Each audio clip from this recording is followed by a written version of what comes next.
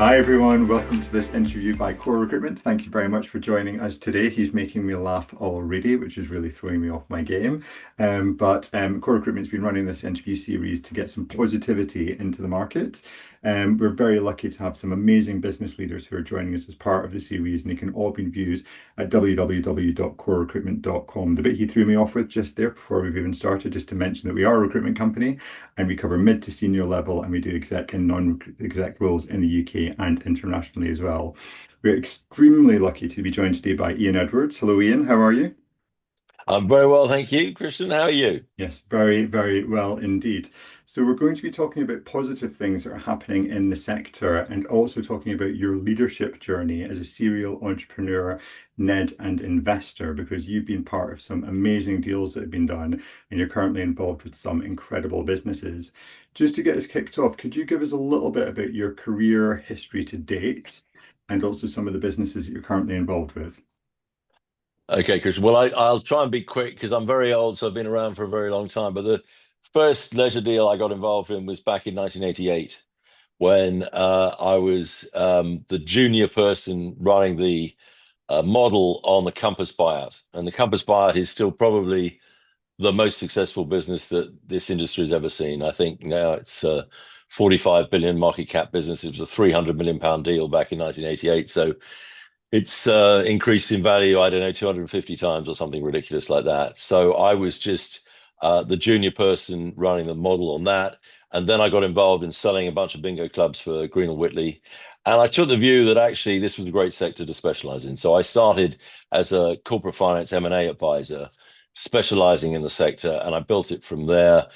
Initially doing deals in casinos, hotels, bowling, pubs, other forms of gaming, and then gradually moving more and more focused into what we call hospitality, pubs, bars, restaurants. And that's really where I've spent most of my time over the last 20 years, which is as an advisor. I had my own business, M&A business, for about 15 years. And then increasingly as a senior advisor, I'm currently a senior advisor to AlixPartners. We worked together from 2006 to 2015. I think we did 19 deals together in that period of time. A lot of fundraisers, restructurings, M&A advice. And we're back together again and having a lot of fun. I think this is a difficult M&A market, but it's a very interesting M&A market. I think a lot more deals will be done one-on-one as opposed to the classic auction process that is more of a bull market animal. So I'm very fortunate about that. I'm currently chairman of Incipio, which is a fascinating business. I think we've got a really special place in the sector. We're about to open multi-sites in Olympia. Olympia may be the most exciting opening London scene, certainly since Battersea. And I think most people at the moment see it as a traffic jam, which it definitely is. Well, once they move that back and open it, I think you're going to see some of the most exciting stuff that London has got. I think you're going to have both shows. You're going to have concerts. You're going to have theatre.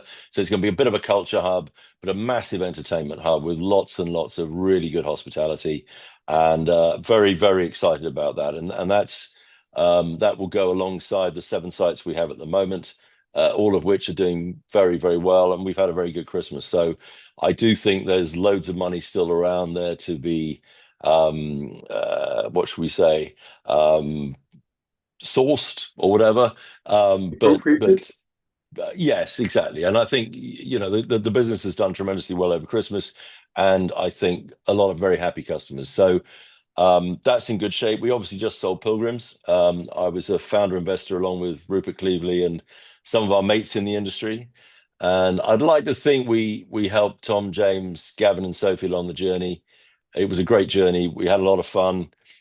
Great product, still a great product, and to still have a product that is, in my view, a better pizza after 26 sites than it was after one is a Mhm. heck of a statement and a heck of a tribute to the entire management team and what they've achieved over a long period of time. And it was a real privilege and an honor to have been involved with helping a business that literally started in a Berwick Street Market off the back of a putt-putt to go to 26 sites. And I wish them all the very, very best with their new owners. And McWin are extraordinary operator that are probably doing more deals in our sector than anybody else, and I wish them well.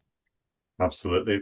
But before we go into the main interview side of things, you raise an interesting point about the food service market. And this is something that I've heard you speak about before in terms of Mm. the scale of these compasses, Aramarks, Sodexos, Eliors, that kind of side of things in comparison. And these businesses are phenomenal commercial deal making, partnership making, procurement making kind of like, entities. And then there's what I call our bit of hospitality, which is the pubs, the restaurants, the brands, the innovation, those sides of things. And the twain don't always kind of meet. But I always think there's a massive opportunity for more partnership and collaboration between the two. Is that something you agree with? Is that something you think we might see in the Completely right. future? You're completely right. And I think also there's convergence. So I think if you look at parts of Compass that we would see as more akin to the sort of hospitality that we do. So if you take, for instance, the Levy business within Compass, which Mm, I think is an 800 million pound turnover business, they do the 2 weeks at Wimbledon. When I don't know, I imagine they probably turn over 50 or 60 million pounds in 2 weeks. Extraordinary business. Phenomenal what they do in that period of time, and they do that across stadia, exhibitions, all that sort of stuff. And I think if I look at Incipia, we're moving more towards that world. So if you look at Olympia is based around the three big exhibition halls, and off the back of that, they're building a massive multi-faceted hospitality business. So I think there's quite a lot of similarity there. I think that the big difference in many ways between their business model and the business model of, say, a pub group is that they're not having to constantly spend vast amounts of capital in building sites. So they're paid an enormous amount of money for their expertise, and rightly so. So their expertise, both in terms of delivering a great product to their customers, and obviously on the buy side, they have an enormous procurement business, and the bigger that gets, obviously, the more economies of scale, et cetera, et cetera, et cetera. So that business makes £2 billion of cash a year. That is an extraordinary achievement. And I think in our world, I think too often businesses are having to do so many things. If you start a business in our sector, you've got to raise the money, you've got to get the product right, you've got the team right, you've got to negotiate the lease right, and then you've got to operate and get it all right. If you look at that world, they're being paid really for their expertise rather than for their money. And I think that's very interesting. I think it's something we could learn. If I look at what we've done in Olympia, it's a partnership with a landlord who has been tremendously forward thinking and has put up a fair amount of the capital, which we will obviously be paying hopefully back to him in rent over a period of time. And I think that's the kind of partnership that I like to see in the sector, more of a risk sharing partnership. Yeah, I absolutely hope we do see more of that in the future. Now, the first couple of questions I wanted to kick on were maybe slightly more about you personally and your career Mm. journey to date on that kind of side of things. And having known you for kind of like a couple of years now, you're very balanced, you're very pragmatic, and anytime that I have a conversation with you about something, you're very good at getting to the root of the problem very quickly and not all of the noise that kind of like surrounds the problem. And you've got an incredibly credible way of communicating and getting on a level with people, like whether it's a recruiter or it's this, whether it's that, whether it's the next thing. I don't know if you're blushing there, Ian, but like, but you're very good and you're very credible. Was that always the case? Is this skill which has been developed over the years, or kind of like where does this come from? Well, I mean, that's very kind of you to say that. I think, look, I was very lucky. I went to a good school and a good university, and you learn a lot of those skills from that point onwards. But I also think you learn a lot of skills from taking risk. So wanting to do public speaking, I think, is a great thing for anybody in our sector. I think our sector, particularly the leaders in our sector, have great charisma, a lot of them. I mean, Jerry Robbins at Campus was the most charismatic man I've ever met in this sector, an unbelievable man. And I think going out and taking the risk of actually learning to speak publicly is a good thing to do. I think watch the people you work for. If I look back at my career, I've had some phenomenal bosses in the first 15 years of my career, and you try and learn the good things from them. While at the same time, when you have someone who's not so good, work out what it is that you don't like about them and try and avoid bringing that into your little kit bag of skills, should we say. I think always try and be straightforward with people and direct and honest, and don't use bags of cliches. Just get to the point. Good advice. Very good advice. Now, you've been involved in some massively successful businesses. I was going to ask you which one made you most proud, but we've been hearing a lot about Pizza Pilgrims. We've been hearing a lot about Incipio and some of your previous deals. So I'm going to augment that question slightly to what makes you most proud, but also when you do meet entrepreneurs or you see businesses, what gets you really excited about and then think, I really want to get involved? We'll just take the first part of that question. I suppose if I look at, yeah, obviously, I'm very proud of Pilgrims, and I think Incipio will be a wonderful business. But Geronimo is one of the Yeah. businesses that I think the thing I learned most from Geronimo, other than obviously working with Rupert, who's fantastic, is if you can do a deal that is great for you and your investors and your employees, but actually also great for the person who buys you, when you look back at it 15 years later, because we did the deal in 2010, so 15 years ago, is it still a good deal? And if I look at what Geronimo has done within the stable of Youngs, all those pubs are still good pubs. And I think there were certain things that Geronimo brought to the table, which have definitely been spread across the whole Young's estate Hmm. ever since. It's been a wonderful partnership. So for us, we got a great price. For them, they got a business that I think has really enhanced their business over a long period of time. Those sort of things, when you look back as you're older, make you a lot more proud than some of the deals where I've been an advisor and we've sold a business very well for our clients. And I think Lataska is a classic case in point.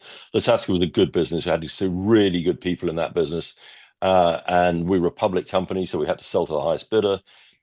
We sold back in 2007, having floated in 2005, and pretty much by 2010 to 15, the business was gone.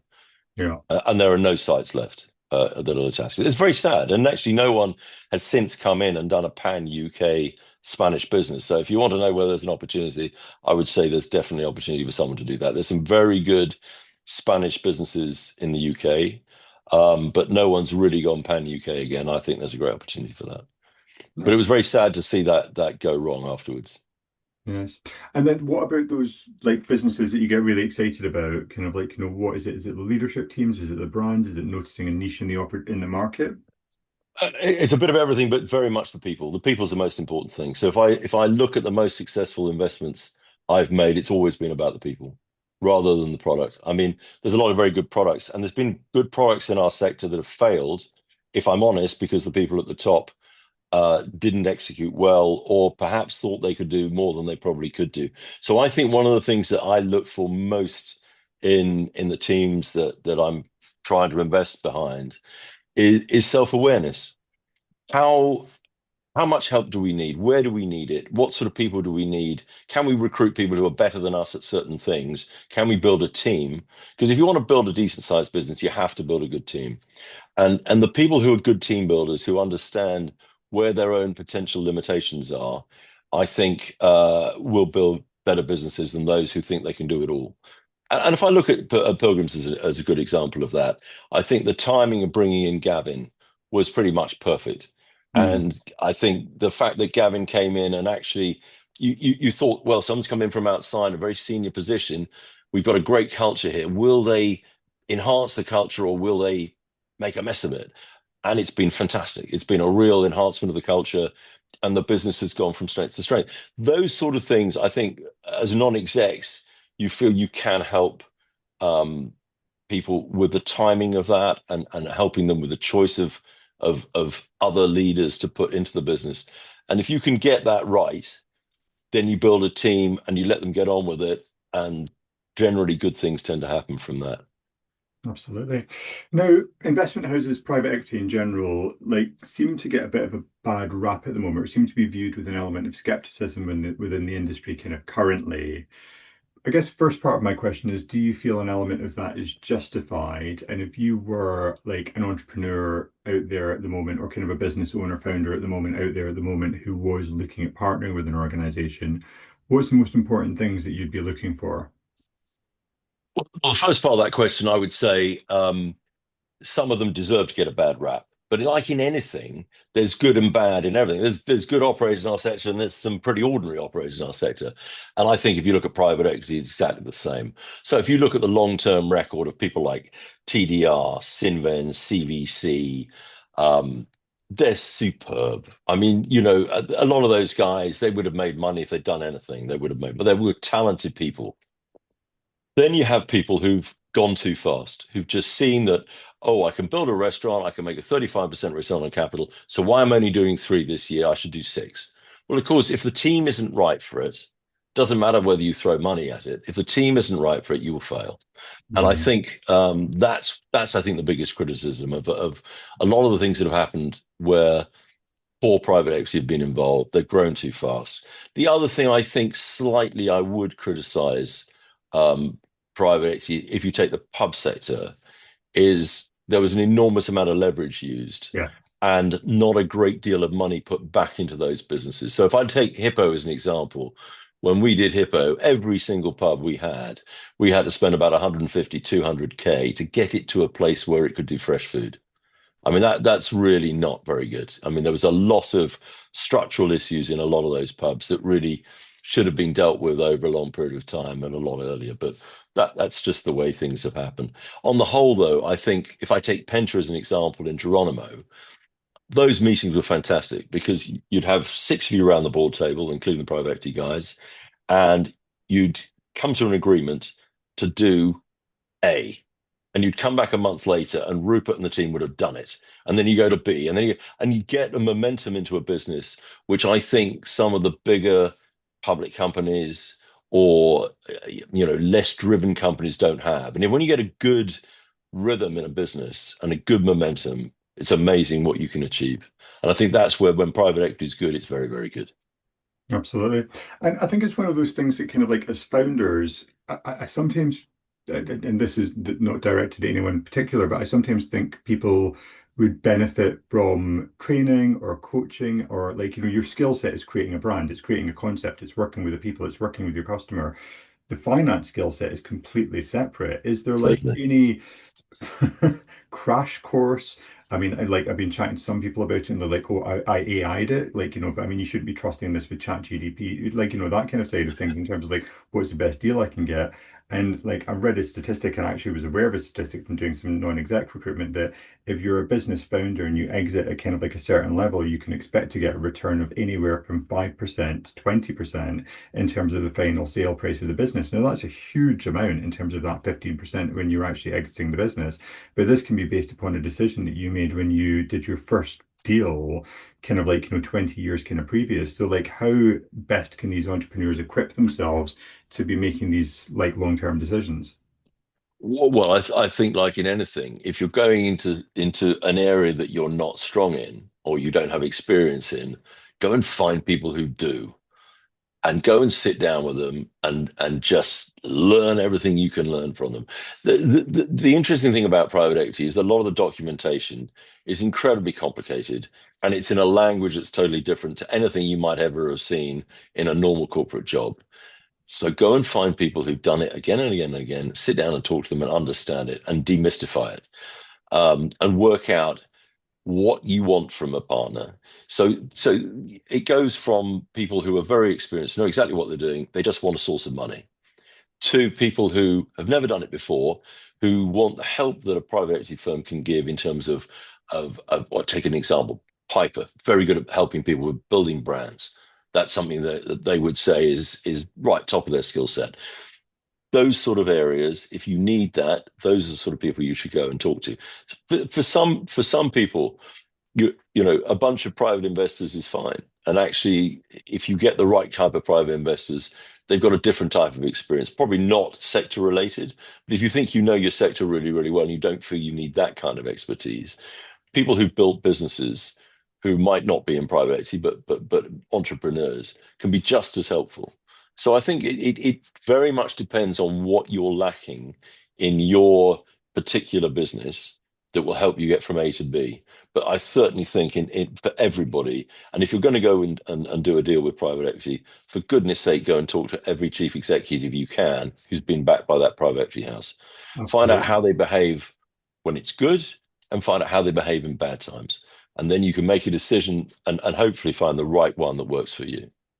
And at what point, if you were an entrepreneur, would you be thinking about taking on board an advisor and non-exec? I mean, I think chairperson sometimes is a bit of a grand job title in those environments, but you know what I mean? At what point do you think they should be doing that?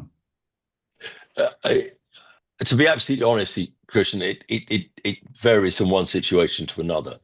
I think at an early stage of a business, you've got so many things you're trying to do that it's very, very difficult. But the one thing that you can get from talking to anybody who's been there and done it before is a bit of objectivity and a bit of distance from your business that you can actually try and work out, where do I want to be?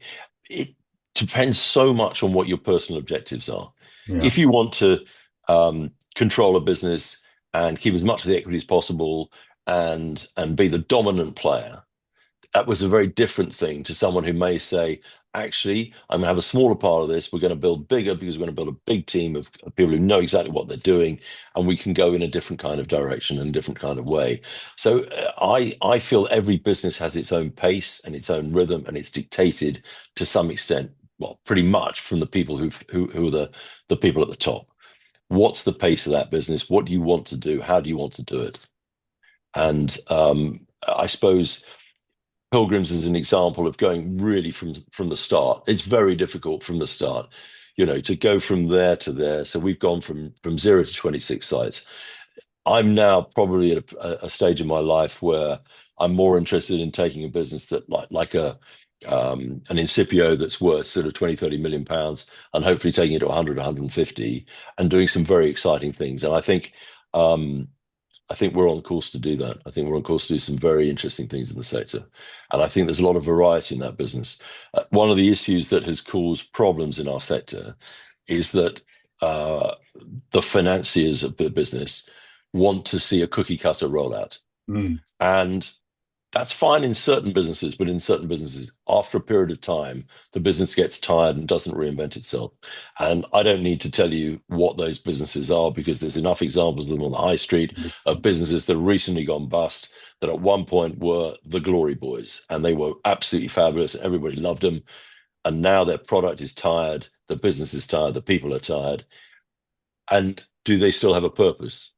So I think if you look at a lot of the businesses that are really successful in our sector, they have a real mission, and they also have a real yearning to always be reinventing themselves and always be moving forwards. So if you took McDonald's and Wetherspoons as two very different types of businesses, I look at McDonald's in the UK. I think it's an unbelievable business, fabulous business, and it keeps on innovating, whether it's technology innovation or Mm. product innovation. If you look at Wetherspoons, the way he's changed his business model over a long period of time, incredibly clever. I mean, to be trading at that point in the market when you have the supermarkets underneath you Yeah. undercutting you, and to have a business that's been that successful for so long, that's a heck of an achievement by Tim Martin and his team. Amazing achievement.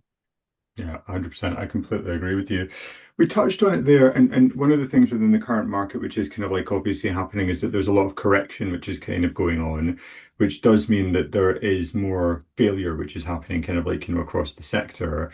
Now, as a global company, kind of like, the way that different cultures and societies deal with failure is kind of very different. I mean, in Europe, it's very different to America, which is very different to here. And in America, they practically wear as a badge to kind of say, like, I screwed up, and even if business one, two, three, four, five kind of like failed for me, business six is probably going to go stratospheric. And it's that Americanism of kind of like that positivity. And in the UK, we're a little bit more timid, aren't we? We're a little bit more reserved. We take things a little bit more personally. I think that, we maybe don't shout as much when the achievements are up, but we hide away when kind of like things are low. And one of the things that concerns me a little bit is those entrepreneurs who maybe kind of once bitten, quite twice shy in terms of like, not coming back to the table again after kind of like something has gone wrong within their business or organization. It's kind of like it affects them kind of like, quite badly. What advice would you give to somebody whose maybe business has not worked out for whatever reason, like, in terms of coming back to the table? And is there anything you think we could do as a hospitality community to try to, I guess, make the pill a little bit less bitter to swallow? Well, it's a very difficult one, and I think it depends on the nature of the person. There are a lot of people who've gone into business as entrepreneurs, having worked in the corporate world, who probably should have stayed in the corporate world. And I think one of the things I think you have to do when things go wrong is ask yourself some pretty blunt questions. I've had a number of investments go wrong, and I try to make sure that I don't make the same mistake twice. But there's a lot of mistakes you can make. So I've had a lot of failures in things I've invested in. You accept that. That's the nature of the beast. Now, Can you if give us you an example? um okay, I mean let's talk about Vagabond as an example. Now, Okay. I don't want to be hypercritical of the management team, but the business had a real USP. It had a really super USP, and the USP was both in relation to how the customers related to the business, i.e., going around choosing your own wine, feeling that you're a bit of a you're involved, you're engaged. But by the same token, because of that, the labor costs were very low. So the business model was very good, and actually the customer experience was very good. That's fantastic. So why on earth would you go and open in an airport where 90% of your business is not what your business was special for? So that was a fund. No, I wasn't on the board. I was just an investor. But to me, that was a really clear example of going after an opportunity to make more money at the expense of the specialness of the business. And ultimately, you can say you were unlucky, but actually, you made a strategic decision that was not what people had backed you for. And so, if you go off piste, you better get it right.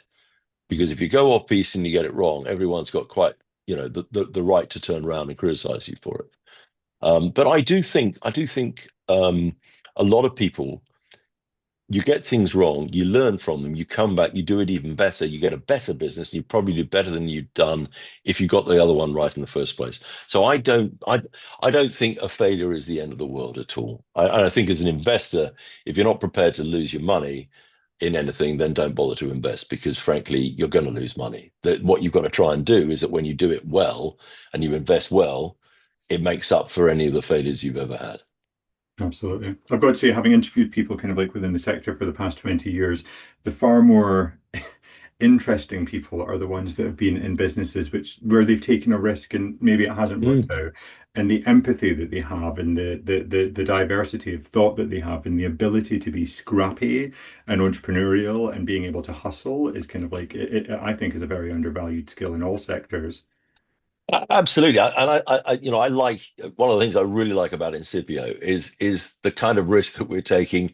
It's I was going to use a cricket analogy of baseball, but given the fact that baseball has failed miserably in Australia, it's probably not quite the right example. But calculated risk, calculated risk. Go and do things that are creative, different, move the needle, but don't do crazy things. So I think if I look at Olympia, of course it's a big risk, and you can find lots of reasons why you'd say, well, we're doing lots of things we haven't done before, et cetera, et cetera. But actually, if I look at the way that business has evolved over the last 10 years from where it was to where it is now, I think we're ready for it, and I absolutely feel that Olympia will be fabulous and will be a very important part of it. And hats off to the developer for giving us the opportunity, frankly. Absolutely. So, in terms of the current market, I mean, the UK government hasn't been the most helpful to the hospitality sector, especially kind of like in recent times. I'm keeping it positive, Ian. Stop laughing at me. Okay, okay, Keeping okay, it positive. okay. I've not been the most kind of like, helpful kind of like, to the hospitality sector, kind of like specifically. What do you think UK government could do to instill more confidence in the sector and create a growth environment for the next couple of years to make us investable again? Because there's lots of chat out there in the international markets that we're not anymore. Well, I think we've got to be practical. I think the truth of the matter is, do we expect a big handout from a Labour government? No, we don't. I think the best thing they could probably do now, having done what they've done with things like national insurance, et cetera, and the business rates, which I think they probably didn't understand, if I'm honest. I Hmm. don't think they really, I think they actually thought they were doing us a favor. I might be a bit naive, but I think they actually thought they were doing us a favor. And of course they weren't. So really, the thing that I think most of us would like best is just leave us alone for a while. Just let us get on and run our businesses. There's still loads of customers out there wanting to spend loads of money. Now, okay, I'm London based, and I can see when I walk around London at this time of year, the amount of tourists, the amount of people from overseas who think this is the most fabulous place to come and visit and spend money, it's extraordinary. So I'm slightly jaundiced by the fact that I work mostly in London, but just leave us alone. I mean, it's one thing after another, and they don't really know a great deal about business. There's virtually nobody in the entire cabinet who's been involved in any business at any time in their life. So, to some extent, who are they going to listen to? Well, uh, that's a good question because the civil service isn't much better. So, I suppose the best thing I would say is just let us get on with it. Don't meddle. Don't come in with, we've got a plan. We've got to build businesses where we can plan for the next 3 or 4 years. So the best thing they could do is, of course, we'd love 5% VAT. We'd love a handout here, there, and everywhere else, but they're not going to give it to us. So I think we've got to be honest about it, get on with what we do it as well as we can, and hope they just leave us alone. I honestly, I would love to come up with all sorts of great ideas, but I don't think any of them are going to happen with this government. And to be honest with you, um, it could be worse. I mean, if there is a chance that if Starmer and Rees went, what's behind them could be even less sympathetic to business. So the best thing I think is just let us get on with it, and I think the good operators will perform well. And if you look at this Christmas, if you talk to good operators in the market, they're having a good time. There is a lot of money out there. People are spending money, and if you know what you're doing, you can still do very, very well. But if they keep on meddling and keep on changing the goalposts, so that the national insurance thing is the most obvious case in point because nobody expected it, nobody saw it coming, and as a result of it, there's been an enormous amount of jobs that have been lost to the sector, and probably net the government's made less revenue, so it Yeah. didn't really achieve a great deal. But yeah, I think just leave us alone. I can't come up with anything better because I don't think they're going to do it. The best thing they can do is just let us do what we do, and I think a lot of us do it pretty well. I literally have 20 questions in my head at the moment that I want to discuss with you about politics, what's going to uh, happen next, and everything else yeah. as well. But we did agree before this we weren't going No, to do no, that. that's we're not here to talk politics. I agree with you. I That was just a little leave us alone. Let's get on with it. But that's yeah, we'll leave politics aside. Oh my God, it's like an itch I need to scratch. But anyway, that's fine. We'll leave it. We'll leave it. We'll leave it. We'll leave We'll it. find a beer sometime and do it. Exactly. No, that's good. We'll do that instead. So, in terms of kind of like coming back to the last couple of questions, and what I wanted to go back to is you mentioned at the top of the interview regarding in your first 15 years, kind of like that you had these incredible mentors, Mm. individuals who were kind of like really pivotal to developing you and all of that kind of stuff. Who were they? What advice did they give you? And I mean, I always think working in recruitment that people always have a job which kind of like when they get into leadership and it changes their trajectory. You know what I mean? They get a boss or a leader or something like that, and suddenly it just completely changes their outlook and they rocket. And you can see that with like, do they spend 20 years at the same level, or is there just something that elevates them slightly at looking at that opportunity? So what was that for you and what did you learn? I suppose one of the early bosses I had, who I was amazingly impressed by, was a guy called Philip Marsden in County NatWest in corporate finance. What he could do, he'd walk into a room and immediately get on the wavelength of the most senior person on the other side of the table, and I think uh, that's an enormous skill. Now, you can do more now than you could probably do in those days. He did it because he had phenomenal charisma. He ended up actually leaving corporate finance, running his own headhunting firm, Ridgeway, and was very, very successful. But I think now there is no excuse for going into a meeting unprepared. Yeah. You need to know everything you can possibly find out about the most important person on the other side of the table. There's no excuse for not doing it. You've got LinkedIn, you've got everything else out there. So I hope that most of the time when I walk into a meeting, I know a fair bit about the other person and what I want to talk to them about, and where there may be a meeting of minds. Not every meeting I go into, I'm thinking, is there an opportunity to do a piece of business, either an investment or an advisory piece or a mentoring piece? Because I find business really interesting. I find business people really interesting. I know that's a bit sort of, I don't know, maybe a bit nerdy, but actually, I think people who've made an effort to go and run a business and to create something or to develop something, they're really interesting people. and businesses are really interesting because they're this myriad of different people who, if they get together and do things in the right way, can produce amazing things. And so I find that fascinating. So I would hope that from everybody who goes in at the early on, learn from the people you're and pester them. But don't hesitate. If you're a pain in the neck and you go to your boss and you say, "Can I have a cup of coffee? Can I talk about what got you to where you are?" and understand what their skill sets are, and listen. Because the most important thing of all is to listen. Because actually, as soon as you talk, like I'm talking now, am I learning anything by talking? No, I'm not. But I like listening to other people because actually you hear great ideas, and there is nothing.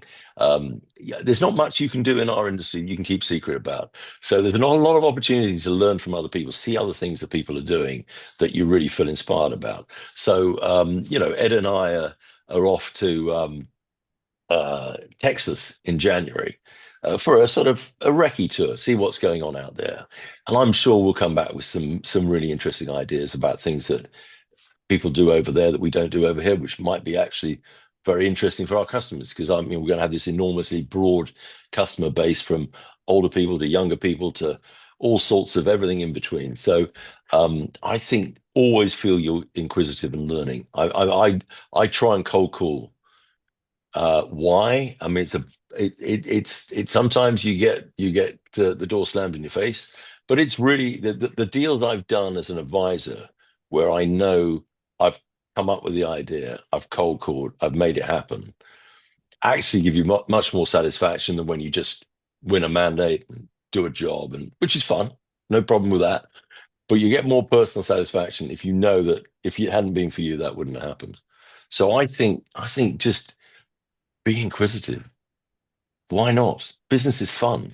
And I know everybody works hard. We've all had to work hard at various points in our life. But actually, the more you want to learn from other people, the more likely it is that things are going to stick and you'll get something that you can then use yourself. Absolutely. I always think about the lemon pepper guys from Wingstop and the fact that Unbelievable. Oh, they got the whole thing. fantastic.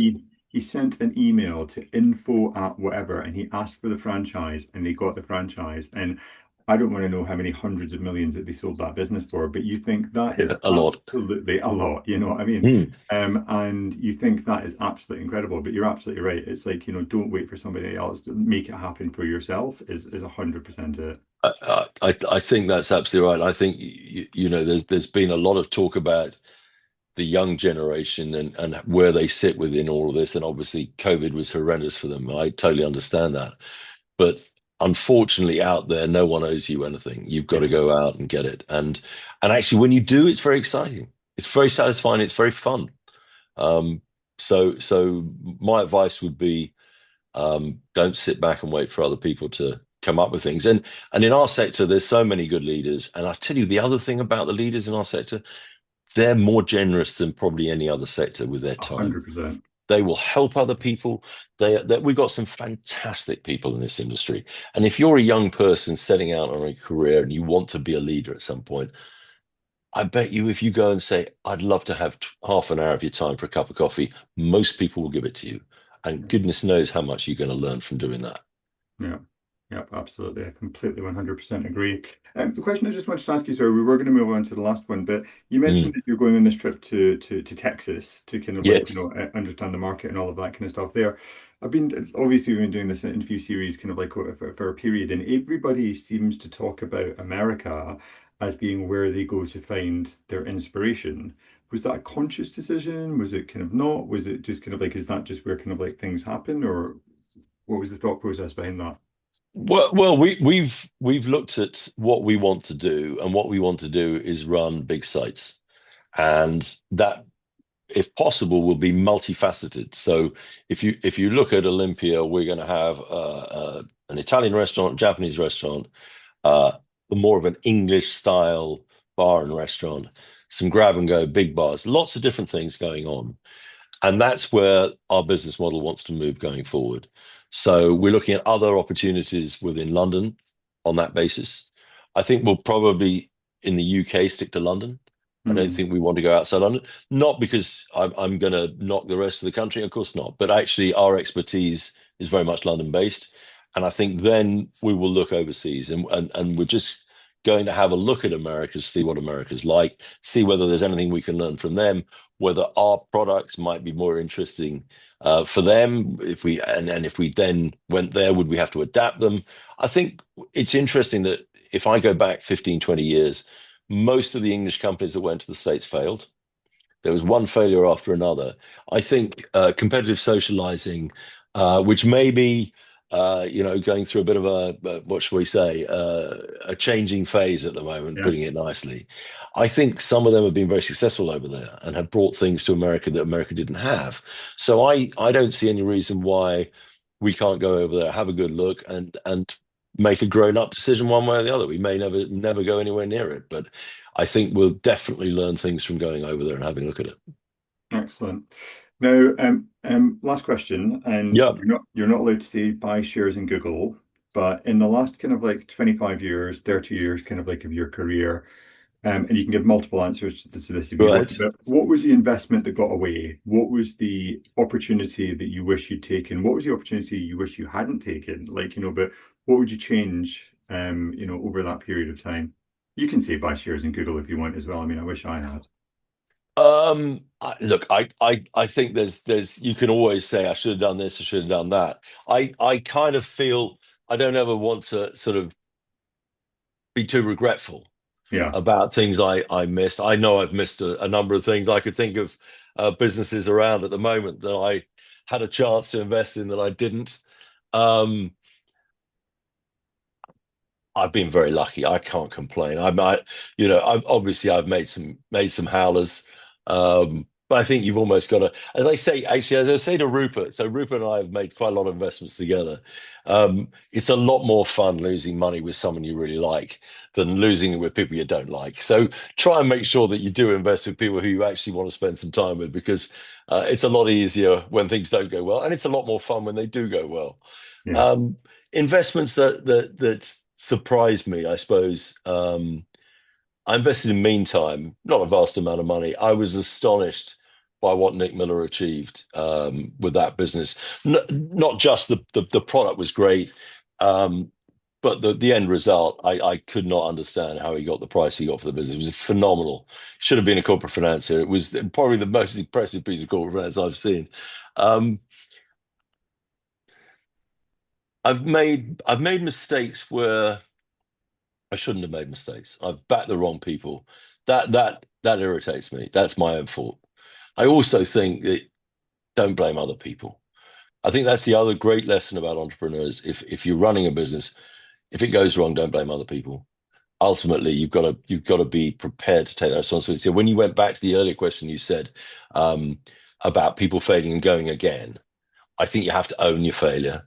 Mm. And if you own your failure and your mistakes and you learn from them, there's absolutely no reason why you shouldn't be tremendously successful the next time round.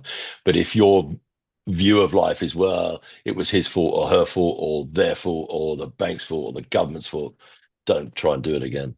Go back to a corporate job because it's probably not for you. So I haven't really answered your question, have I? I've dodged that. I've dodged that one. I'm trying to think of investments that I really wish I had done. I suppose I would have loved to have been in Deliveroo.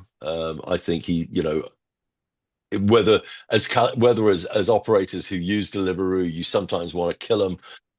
You've got to admit that what he achieved was pretty special in a market Phenomenal. where no one had seen that. So hats off to Will for that. Compass, absolutely, no question. I mean, I was involved in that. It's the only business that's produced three FTSE 100 chief execs. As it went from, as I said, from 160 to 45 billion. Should I have bought shares at the float and held them for 25 years? Yeah, of course I should have done, and that would have been extremely nice. But I didn't. So there we are. So I've got loads of mistakes. So I'm going to make this my last question because, like, Okay.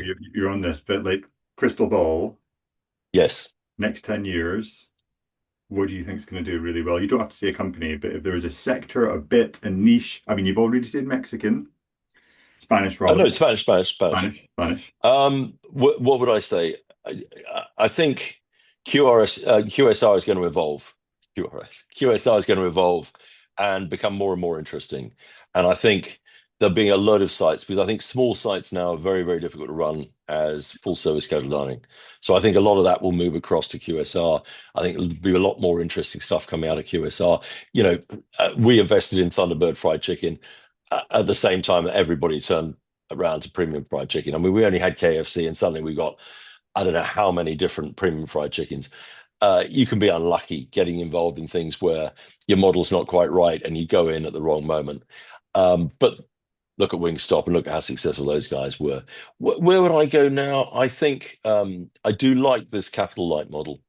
So I think with businesses I'm looking at, the idea of being paid really for your expertise rather than for the amount of money you can raise and the dilution that that causes you in raising it, I think is quite an interesting one. I think there'll be more convergence if I look at what people pejoratively call contract catering, which I have vast respect for, I have to be honest.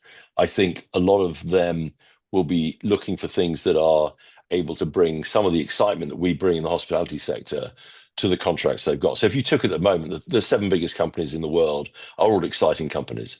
So you're talking about Nvidia, you're talking about Google, and I'm sure in their head office they don't want something very boring. Look at JP Morgan, what they've done with Danny Meyer. They put in Yeah, 17 different things in there.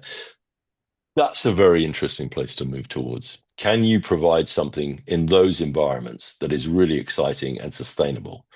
And I think if you can, I think that's a place where a lot of money will be made.